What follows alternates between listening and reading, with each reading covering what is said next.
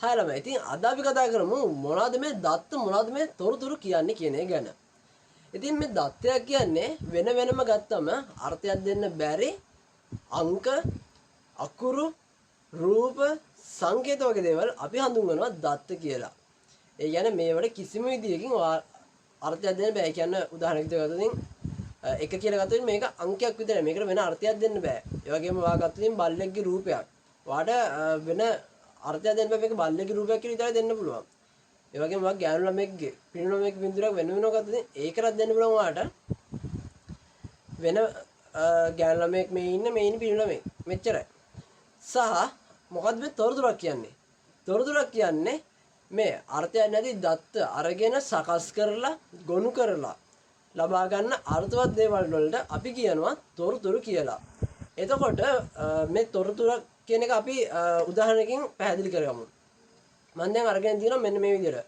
වැඩිහිටි ගැහණු කෙනෙක්, වැඩිහිටි පිරිමි කෙනෙක්, ඒ වගේම පොඩි ගෑනු ළමෙක්, පොඩි පිරිමි ළමෙක්. එතකොට මේ හතර දෙනා වෙන වෙනම ගත්තම අපිට කියන්න පුළුවන් වැඩිහිටි ගෑනු කෙනෙක් ඉන්නවා, වැඩිහිටි පිරිමි කෙනෙක් ඉන්නවා, පොඩි ගෑනු ළමෙක් ඉන්නවා, පොඩි පිරිමි ළමෙක් ඉන්නවා කියලා. හැබැයි අපි මේ හතර දෙනා මෙන්න මේ විදිහට එකතු කරවති.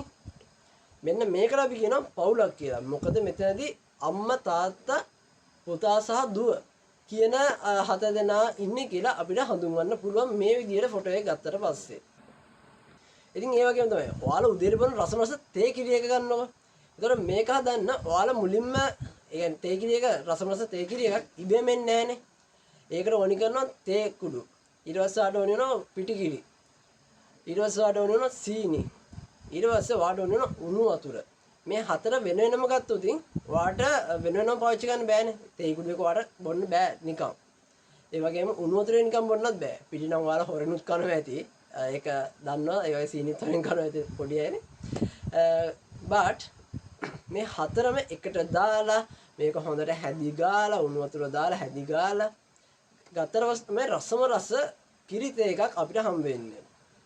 එහෙනම් මේ තොරතුරක් කියන්නේ අර්ථ නැති දත්ත ගොඩක් එකට එකතු කරලා සකස් කරලා ගොනු කරලා හදන අර්ථයක් තියෙන දේවල් වල තමයි අපි තොරතුරක් කියන්නේ. ඉතින් අපි ඊළඟ වීඩියෝ එකෙන් හම්බෙමු. එතකන් මම ෆලෝ කරන්න ඒ වගේම මගේ ආලෝක ඩෙවිඩ් channel එක subscribe කරන්න අමතක කරන්න එපා. goodbye.